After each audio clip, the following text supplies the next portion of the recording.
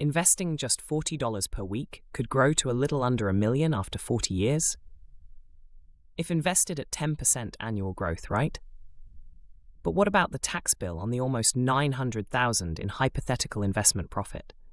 Because those weekly investments would add up to only $83,000, and the rest is all investment growth. Well, believe it or not, you could end up owing nothing in taxes. But that depends in large part on the type of investment account you picked.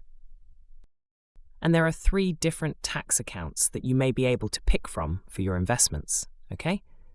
And to give you a bit of a spoiler alert, you may very well choose to spread your investments across all 3. But before I explain why, let me interrupt all that excitement and go over each one real quick, okay? So, the first one is the investment brokerage account, which is also the most flexible account you can invest in. And that's because you can pull your money out at any age, and it can be used to invest for any purpose.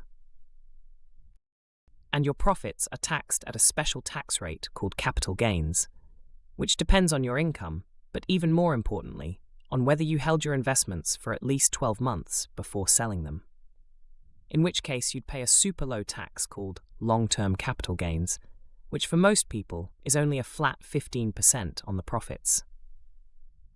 But if you sold your investments sooner, you'd lose out on the lower tax rate and end up paying ordinary income tax on the profits, which can be twice as high. And the reason for the higher tax on short-term profits is to discourage frequent trading, which is yet another reason it's better to buy and hold your investments for the long term instead of trying to time the market, okay?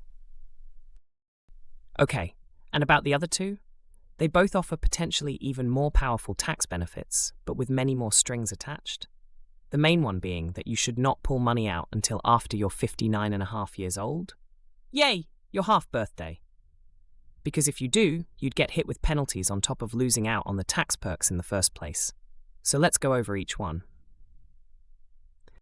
Roth accounts are super easy to explain because you'll pay absolutely no taxes on the investment growth if you wait to start withdrawing until that magical age.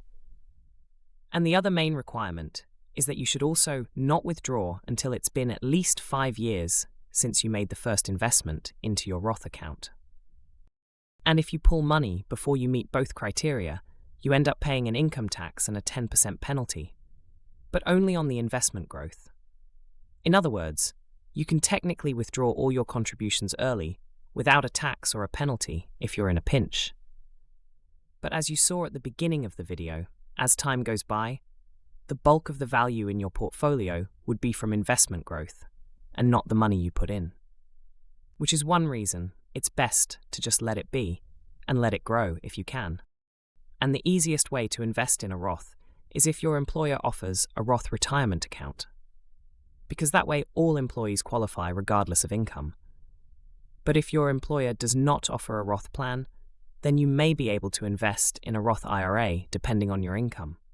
And if you're self-employed, you have even more options to pick from. Okay, so that's the Roth. And finally, let's go over the most misunderstood account, shall we?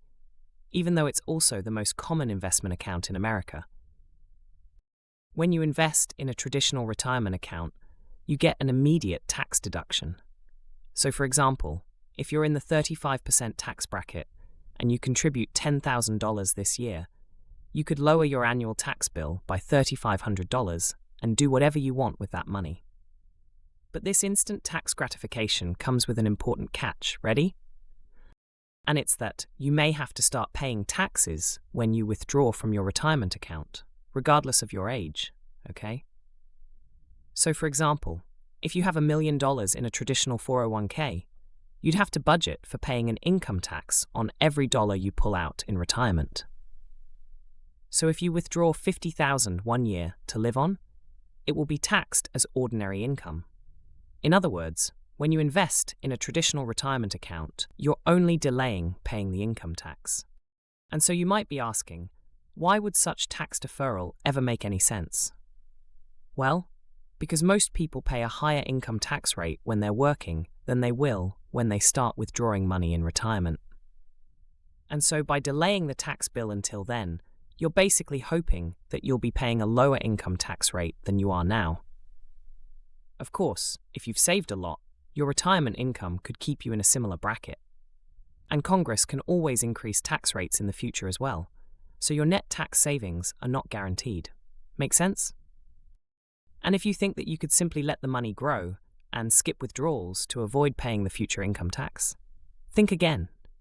Because under current law, Uncle Sam makes you start taking required minimum distributions by age 73. In other words, you can only delay the tax bill, but you can't dodge it.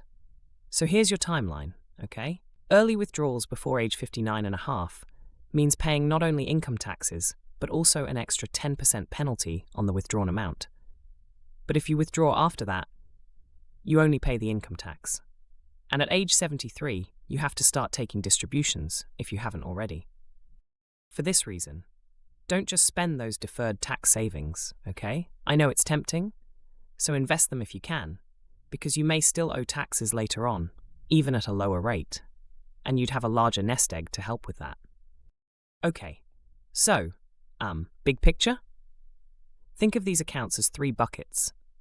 Roth accounts don't give you a tax deduction today, but in exchange you get tax-free investment growth.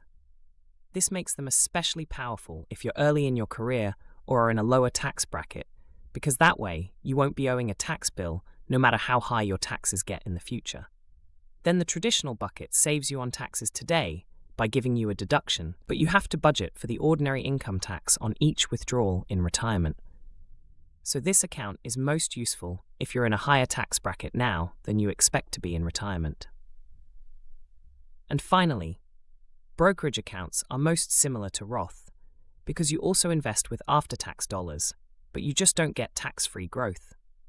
Instead, your profits can be taxed at a lower long-term capital gains tax if you wait at least a year to sell your investments. The trade-off there is getting a lot more flexibility. You can withdraw at any time and for whatever reason without paying a penalty. This is why investing some money in a brokerage account is especially handy if you want hassle-free access to some of your money before age 59 and a half. But please, please, please don't get paralyzed by all these tax choices. Because by far, the most important thing is that you invest a consistent percentage of your income throughout your working years to meet your goals, all right? Because let's face it, a lot of this depends on what you think future tax rates will look like for you compared to right now. And to quote the famous American philosopher Yogi Berra yet again, it's really hard to make predictions, especially about the future. So instead of sweating which one's better, you could invest in each one and hedge your bets that way.